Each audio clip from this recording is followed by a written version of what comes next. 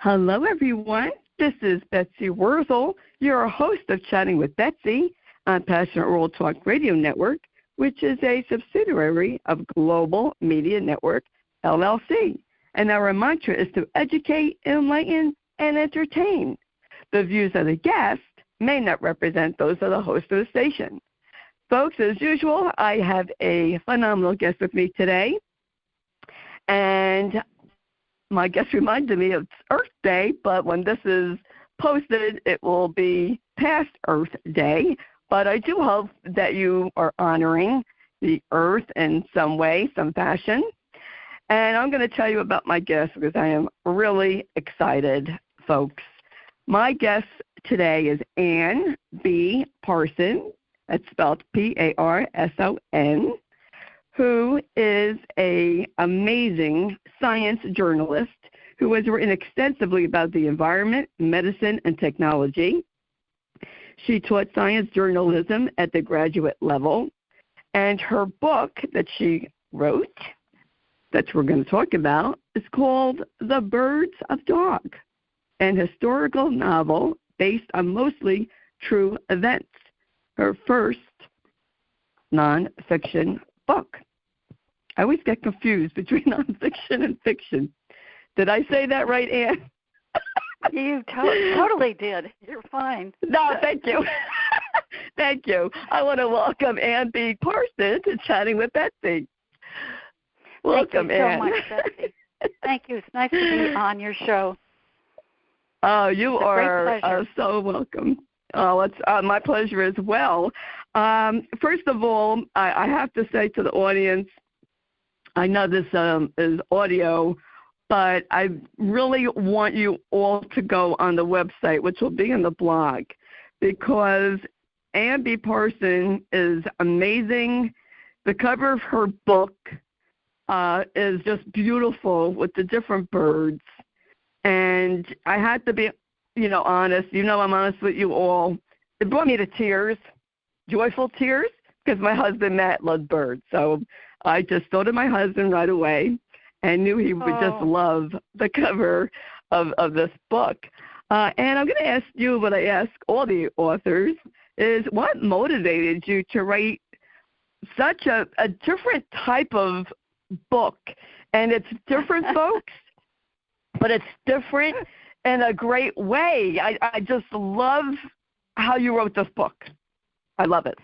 Oh, aren't you wonderful? I'll tell you, the book took me a long time because one main reason that I started looking into the past of the history of science is that I'm just a science journalist, and I know there are all sorts of interesting stories that are lost in the past.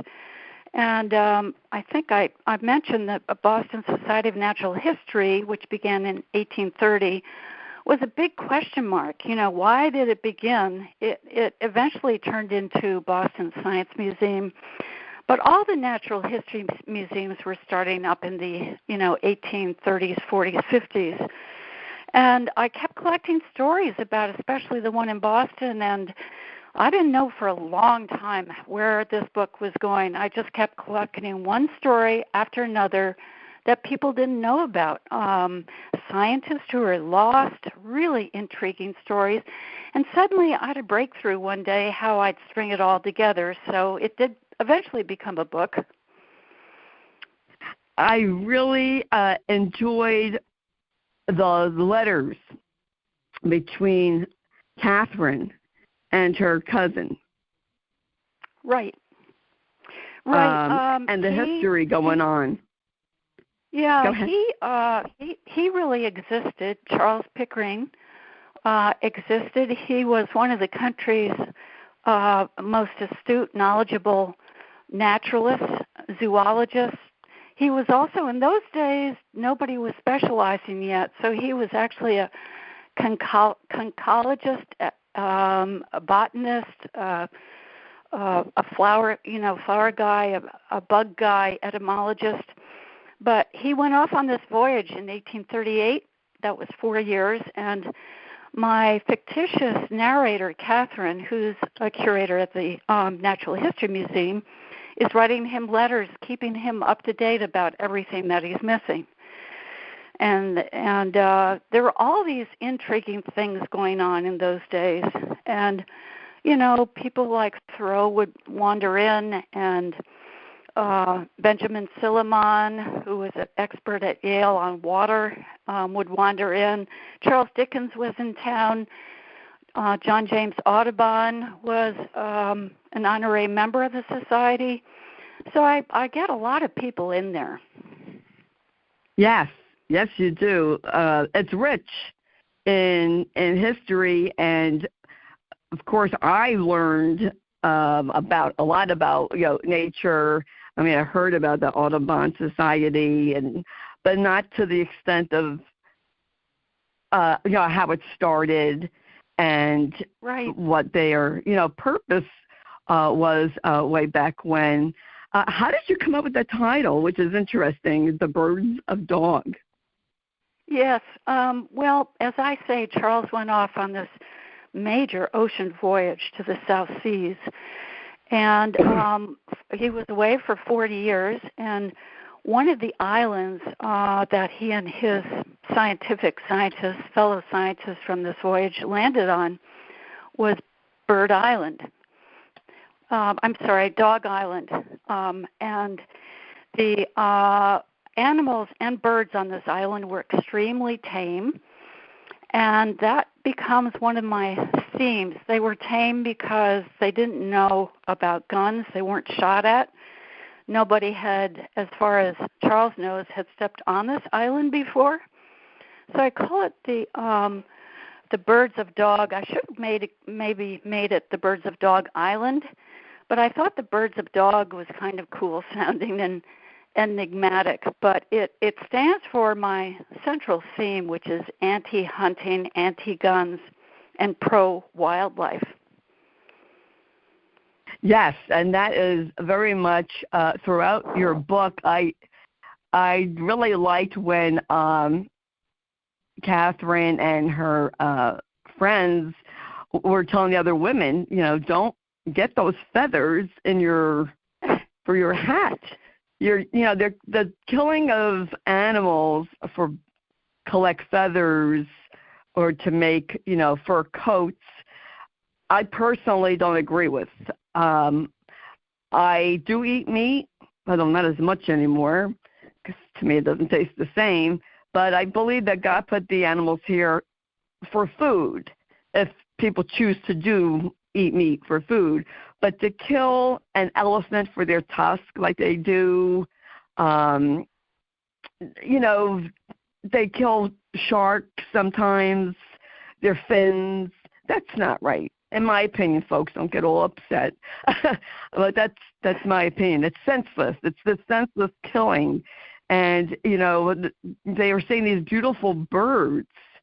And in your book, it talks about how a lot of these birds at that time were being killed for no reason. Yeah, there's something subtle happened through the decades. I think if you go way back,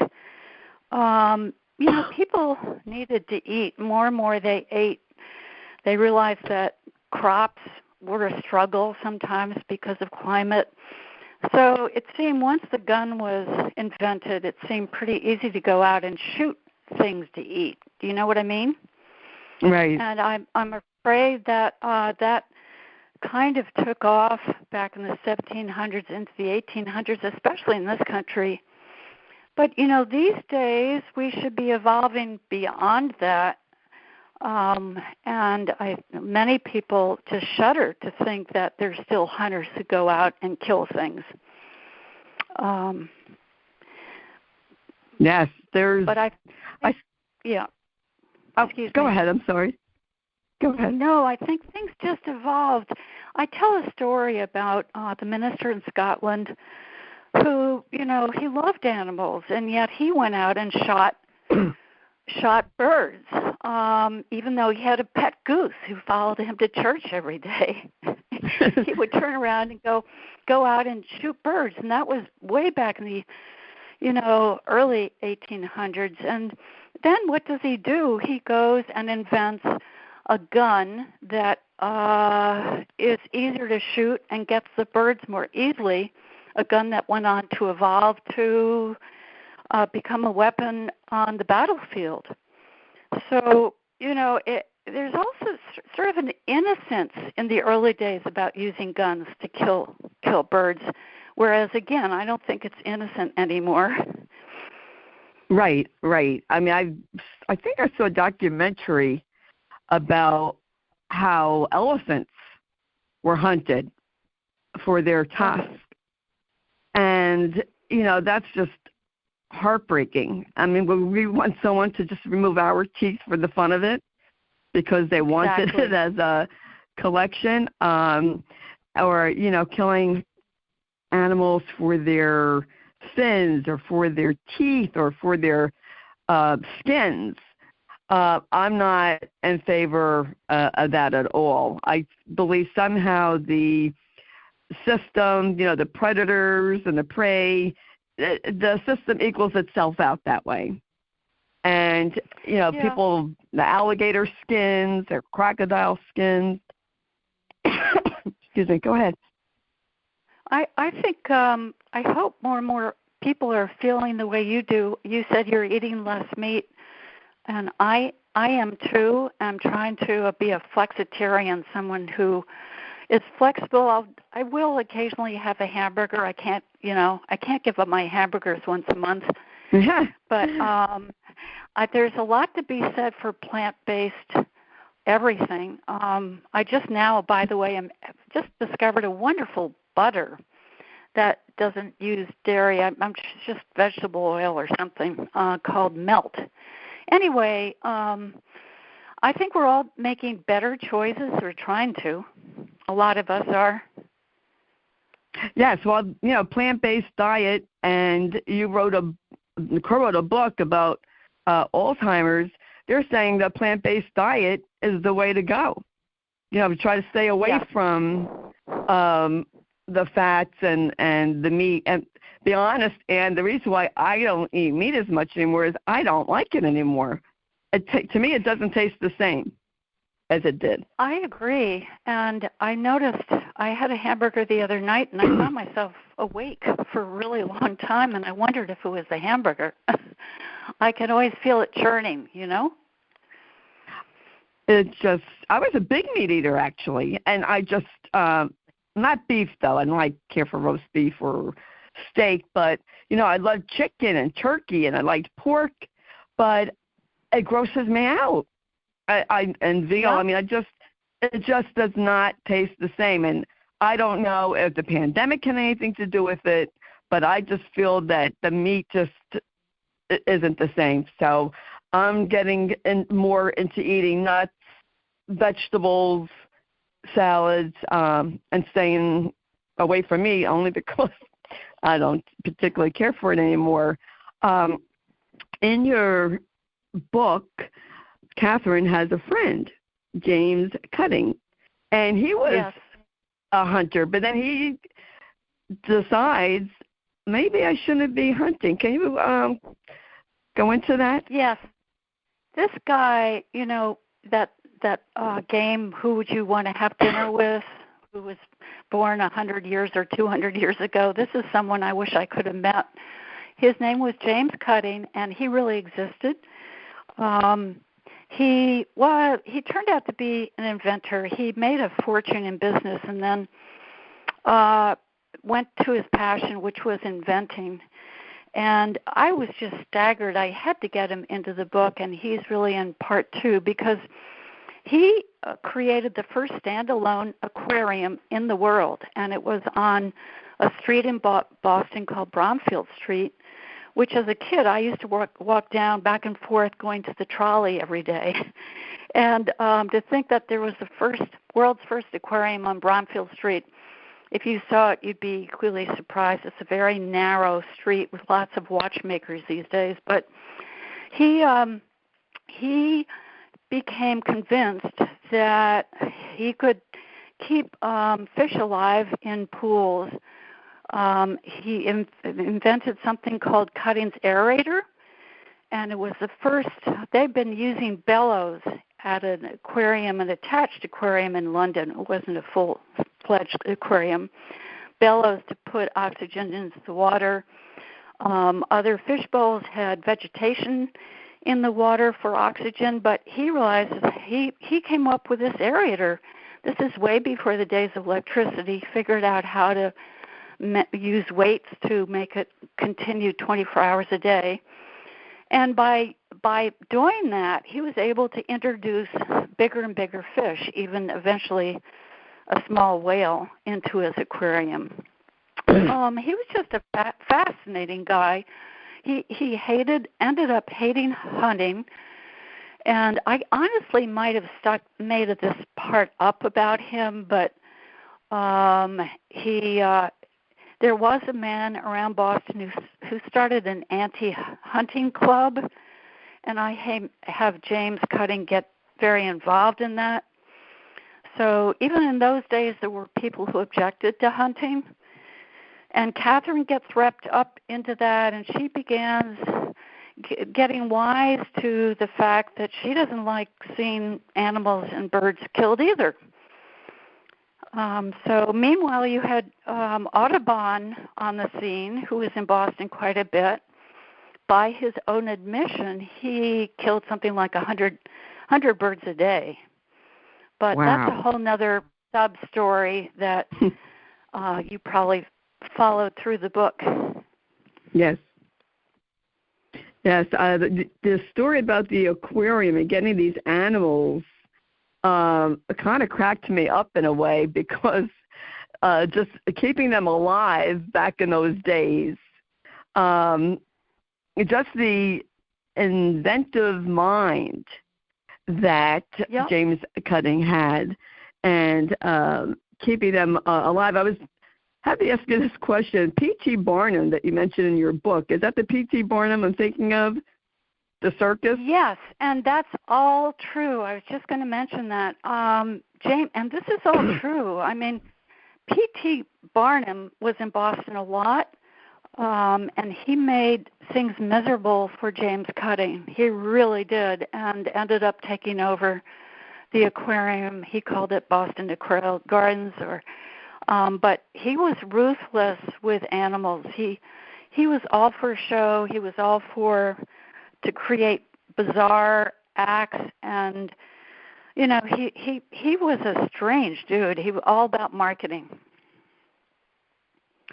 When I was reading this book, and I'm thinking about the circus that I have attended in my lifetime, took my son to a circus, and I always wondered, how are these animals treated? And what makes people think they could tame a tiger or a lion? And then they wonder, oh, no wonder why, they bit me. Or down in Florida, you've had some killer whale incidents where they killed the person that was doing the entertainment with them. I just don't... This goes I don't know. My mind can't understand that. Mm-hmm. This goes way back, and the very first animals that Boston got from New York, which had come across from Africa and other places, I believe they came up by train to Boston to be shown in a menagerie. I found there's a true story in one of the old papers where there was an elephant, and one of the handlers pricked it with a fork, and the elephant swung around and knocked the guy out, And this was back again in the 1840s, and the whole town split in opinion on this. Some people thought the elephant should be should be euthanized or put to, death because what it did. Other people thought the guy should be jailed because he had pricked the elephant hard, So I think it all comes down to some caretakers take good care of animals and some don't. But a lot of animals shouldn't be behind bars, I don't think. I agree. I mean, it's nice to see animals in the aquarium and at the zoos, but I always felt kind of sorry for them because they're out of their element and out of their. Have you been to Africa? No, no, I haven't. Have you been on a safari? Oh, no, but everybody says that's where to see animals. I can imagine. Yeah, I mean, I would want to be in like a armored 4x4. That's for sure, because sometimes accidents do happen with the animals. But I mean, these people that I just saw a video last week on a news show. These people they were holding baby bear cubs. Why would you do that? I saw that too. Terrible. Yeah. Hated seeing that. Ugh. That is so dangerous for the human and the animal. And if that mama bear was around, there would have been a problem. I think it's worse for the animal because they're animals, you know. They can't say what they think. So that was an awful story. Yes, that was. And, you know, then the bears had a human scent on them. And I heard one person say, you know, the mother might even reject them because the human scent on them. And that is a shame. And these people, they're off the wall. They go up. They think they could pet a bear, a wild bear, and no, that's not going to happen, folks. Yeah. It's a dangerous thing to do. I'd like to know, Anne, how long did it take you to write this book? Because you have so much background in here. Well, you know, I think I began it 14 years ago.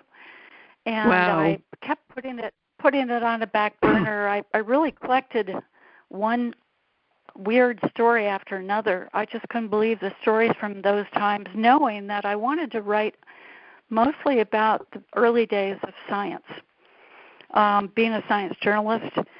And what surprised me, Betsy, was that, you know, I've always heard that the modern sciences started with Copernicus back in the 1500s, but honestly, if you look back, the discipline of science and all the sub-sciences really started in the early 1800s. There was no one teaching the sub-sciences or the divided sciences until then. The very first botanist, Asia Gray, was only hired in like 1831 or 2. So that was a surprise to find that out. I thought the information in here, I mean, I learned a lot. And I'm always so grateful now to authors, writers, because I didn't know, really, until I started doing this show and interviewing writers, the amount of extensive and intensive work that goes into research for a book. And I just want to tell the audience, appreciate the writer, really, of what they do to put a book in your hands. It's a lot of work. It's a lot It is. of time. I'll tell you, I love researching, and most writers I know are the same way. The research really, you go into sort of a zone, and you don't know what time of day it is, and suddenly it's 5 or 6 in the evening, and you've just been somewhere else. And that's what happened to me whenever I worked on this book. I would just go back in time and disappear. I could see that happen. You know, you're reading one thing, it leads to, you know, another piece of information. How did you come up with the idea of doing it in letter writing? Because back in those days, you know, there was, you know, mail was slow, especially overseas. You didn't know if they were going to get a letter or not. You didn't even know where they were. Right. You know, it just occurred to me it'd be a good vehicle to have a fictitious character, Catherine, writing her cousin who's out at sea, her cousin who is real, her cousin who is collecting specimens that would later end up being the first artifacts in the natural history collection at the Smithsonian in Washington. He was out there, examining wildlife that had never been looked at closely before, and there she was at the Audubon Society getting to know the naturalists there. I've been thinking a lot about this since I finished. I loved writing letters as a child. I was very encouraged by my mom to write a lot of letters, and I think my generation did a lot of that. Yes. And so someone said, "Did you really write those letters?" And I said, "Yes, I wrote those letters. I drew from all real facts and stories, but I made sure to put everything in my own words. But writing the letters just was, just came to me right away. And that way I could tie in all sorts of different stories. Again, I worried, how was I going to string all these stories together? It wasn't a problem once I started writing the letters, because letters naturally jump from one subject to another often. Yes, I think the art of letter writing now is lost. People don't write it. Yeah. Back in my day, we had pen pals. I forgot, was it one of those teen magazines might even had where you could write to a pen pal? This is in the 60s, folks. I still have a pen pal, and we spent time with each other. And we correspond and talk on the phone and email now. She's in England. And you're right. My whole class back then, I was in 10th grade. We were all set up with pen pals. Do you remember your pen pal? No. I think one lived in Texas. But I did that on my own and not through, school. But, we were excited to do pen pals. I think it was, but I'm afraid one of those teams. You're right. Yeah. Letter writing is just lost. There's emails now, but, back in the day when you had to, write a letter, it took 3 or 4 days to get there, maybe a week. Then it took maybe a week or two to get back to you. But back in the 1800s, especially being aboard a ship, who knows where, it's amazing that the correspondence actually happened. Well, I checked this through, and it really did. They, Catherine would run her letters down to the docks and hand off her family's letters to a ship that she knew was going in the right direction, where her cousin's fleet was. But she always made copies, because they didn't even have carbon paper in those days, so she had to handwrite a copy of a letter to save it in case her cousin got home and never received any letters. But you're right, it took about a couple of months sometimes for a letter to come back. I just think the way you wrote this book, and I'm not a book critic by any means, is just brilliant. I don't think I've ever read a book with such information and in the style that you wrote this book. I mean, you have everything in here. You have science, you have history, you have romance.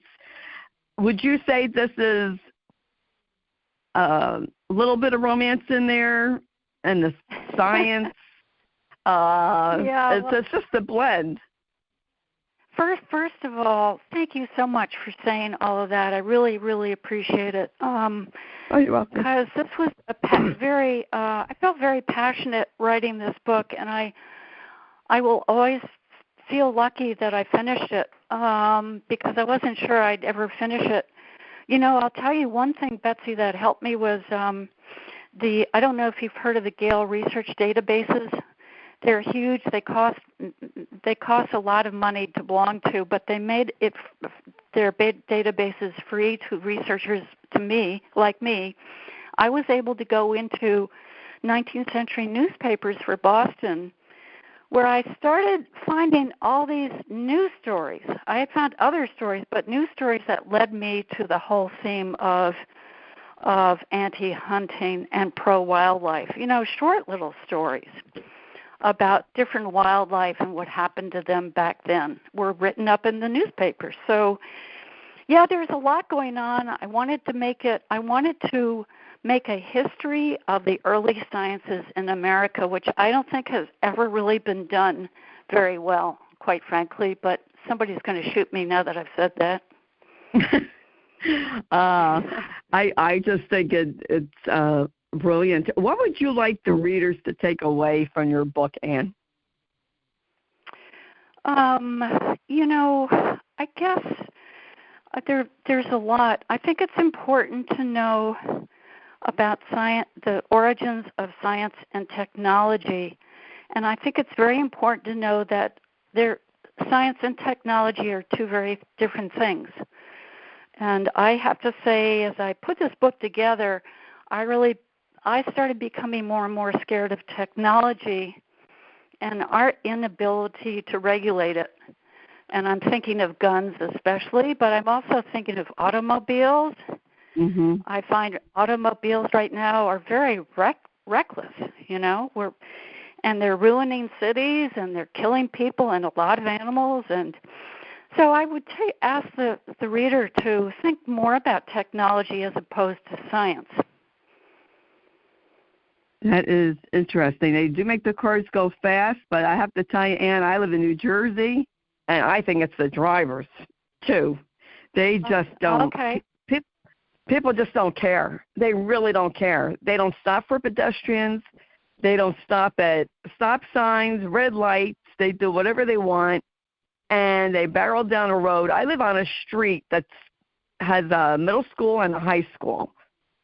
If I was a police officer, I would be on the street giving out tickets because the parents, the kids, the staff, they zoom out of that school parking lot like that's out of you-know-where.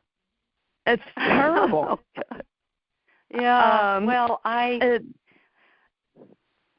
don't think there's any reason a car should have to go over 40. And I'll tell you, in Amsterdam, they just made a rule about urban drivers where they have to really go between 20 and 30 miles an hour, not faster than a bicycle almost in some cases. And I think all urban areas need to get to that point. We're allowing our cars around here to go 40 miles an hour down skinny little streets, That's ridiculous. It is. And I see these people, New Jersey, I'm sure in Boston too, the tri-state area, everyone's in a rush. Why? I don't know. Zooming through parking lots. Why? Where's the store going to? Why are you driving so recklessly like that? Because you're not going to get to where you're going by driving like a moron. It's scary. Selfish. I think it's very selfish for people to drive so recklessly. They're only thinking of themselves. They're not thinking. Yes. I hate to say, I went biking this time last year, and I live in a pretty quiet neighborhood. But you know what I found? I found 8 or 10 birds on the side of the road that have been hit by cars, and that's because this time of year, it's spring. The young birds are flying across the road, and these drivers go way too fast and hit the birds. Believe it or not, people said, "Are you sure?" Of course I'm sure. Why else are they on the side of the road? So, anyway. Yeah, we have a lot of geese here, and you're supposed to stop for them. And they have such an attitude. They just take their time crossing the street. But we have to watch out for deer also. And a couple of years ago, I was very lucky. A deer just went shooting out onto the road, and good thing I saw the deer in time. I wouldn't want to hit the deer, and I wouldn't want them to hit my car either. But sometimes they're, go right through people's windshields. But I think we do, and I agree with you, we need to be more conscious. We need to, back when I was learning how to drive in the 70s, my father taught me to be a courteous driver. I think that's missing. Yep. Now. Yeah. Courtesy. Really? Excuse me. Humanity is missing. And yeah, I think I mean, where I am, there's a drag race going on almost every night down on Route 18 here into New Bedford. It's awful, it's just terrible. it is. I don't know who said this, Ann. Maybe you know. The quote is coming into my head. If people are cruel to animals, especially when people aren't looking, beware of them, because what will they do when you're not looking, and how do they treat humans if they treat animals that way? Yeah, boy, isn't that true? It sure seems a lot of these animal abuse cases that people are ready to be as abusive, you're right, to everybody around them, maybe. I think we need to bring back our humanity. And I love talking to you. Where can people purchase your wonderful book, The Birds of Dog? Well, thank you so much, Betsy, for having me. If they are interested, they can go online and just type in Birds of Dog, and it will come up. It's at many online bookstores. I'm not going to name one or the other, but it's at quite a few. And people can always ask their bookstore to get it. It's very available. So, but I can't thank you enough for having me on. Thank you. Oh, you are welcome. And where can readers, people who read your book, people who want to know more about you, how do they do that? It's just go to my website, which is annparson.com, and they can see my other nonfiction books. And I'm happy to hear from anyone. My email is there too, so be glad to. I've been giving talks here and there on the early days of the sciences, and I hope that's going to go on for a long while. It's a slideshow. I was going to say PowerPoint. I still say slideshow.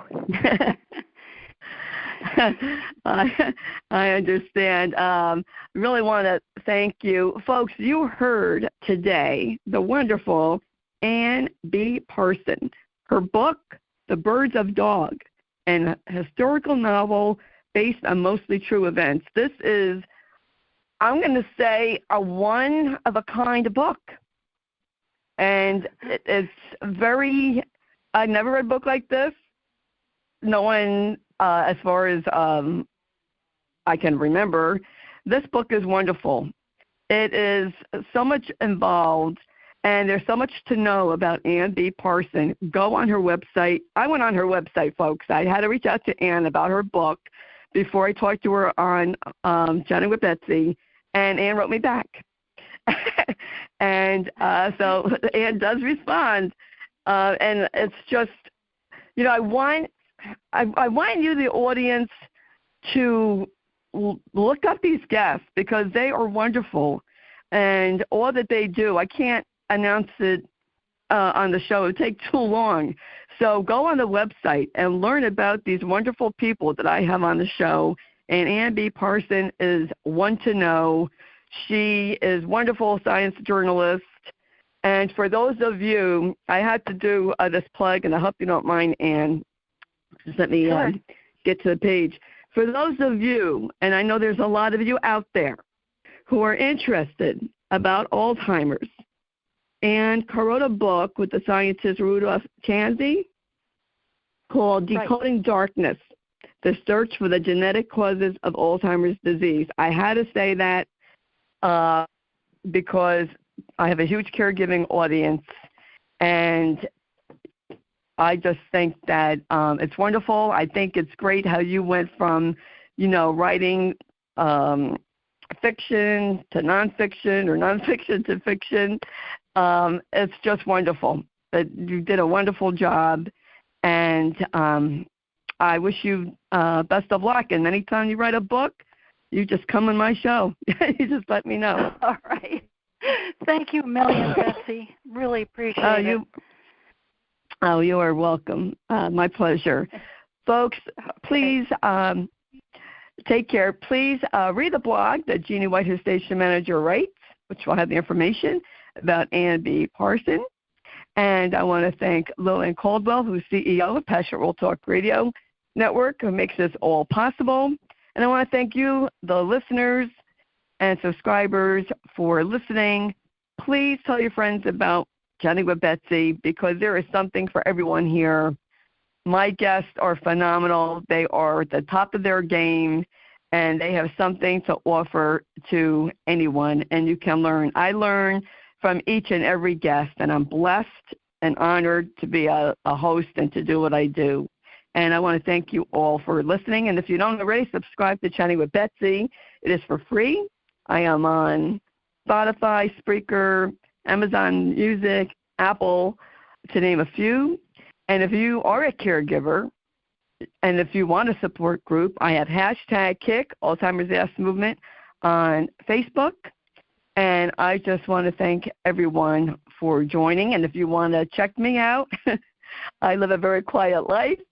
I am on Facebook, Betsy E. Wurzel, Wurzel, and you can see videos of my late husband, Matt. You can see my son, Josh, and how we are living life. And that's what we all need to do. And as I always say at the end of my show, in a world where you could be anything, please be kind, shine your light bright, because we need it now more than ever. Thank you all again. This is Betsy Wurzel, your host of Chatting with Betsy on Passionate World Talk Radio Network, a subsidiary of Global Media Network, LLC. Bye-bye now.